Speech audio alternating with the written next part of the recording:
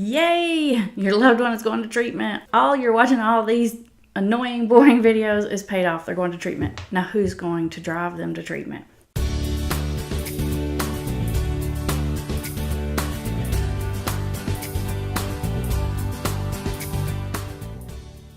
Okay, if you're the mom or the spouse and you're the one, or the husband or the dad, and you're the one that's been the most contentious with them, you've had the most back and forth because you're the one that's been sort of fighting this battle the hardest, try not to let it be you that takes them to treatment. It's going to be a highly tense, irritable type situation. So if someone else in the family that they get along with better or that they trust better, ask that person to pick them up and drive them to treatment. Make it as calm and comfortable as it can possibly be. Don't pick any fights. Don't say I told you so. Don't argue about anything. Give in and be flexible where you can be flexible, but not on big things like, well, give me a day or two, or let me go over to my friend's house and say goodbye and I'll be back home and then we can go. Try not to cave on those things. But if they want something to eat, if they want a new pair of comfy pants, whatever it is, cave on those things that aren't like safety or dangerous related. And have the most trusted person, if at all possible, take them to treatment. If there's not anyone that falls in that category, you can hire people to take your loved one to treatment. And it can be traumatizing. Now, I'm not telling you that because I'm telling you to never do it. If your kid's life is in danger and you know they're going to seriously harm themselves, they may even kill themselves, then you're just going to have to do what you have to do. You can hire these interventionist type people to come in, and basically they'll tell you exactly how they work, but I've seen it done a couple of ways. They'll either tell you they're going to come to your house, wake your child up like super early in the morning or maybe even the middle of the night. They're going to tell you to be in your room with the door locked or not be there, and to only respond if they call you. The reason is if it's your kid, they're going to fight with you the hardest. They're going to give you a hard time. They're going to beg, plead, promise, threaten, call you names, say you don't love me, every possible thing, and they know what your buttons are. They're going to push them hard, and it's going to be painful.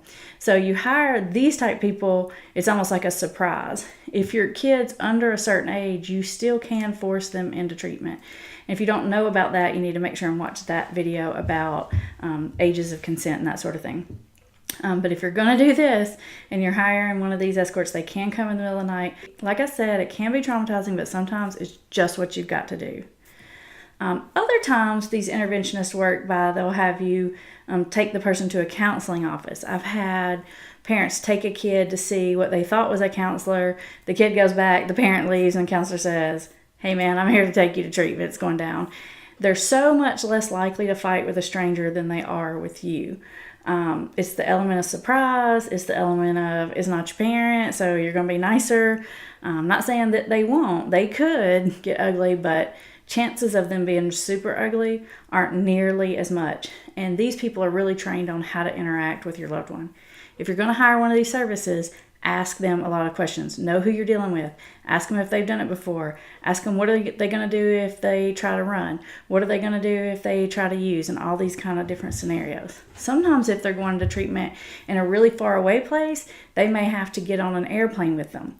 So when you're paying for these kind of recovery transportation services, you're paying for the time of the person, and you also pay for any kind of travel expense incurred. So you may have to buy a plane ticket for your child or your loved one, a plane ticket for the recovery escort, and a lot of times there's two of these people that come at once.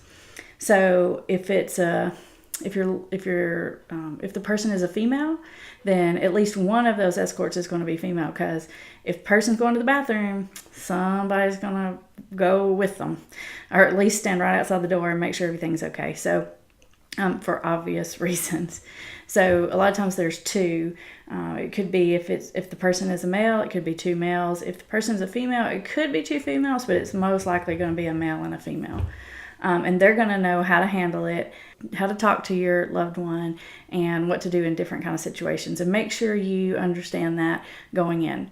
This isn't the best way to do it, but this is an option. If you have no other choice, you've got to get this done, and you just need to get them there because it's a major safety factor.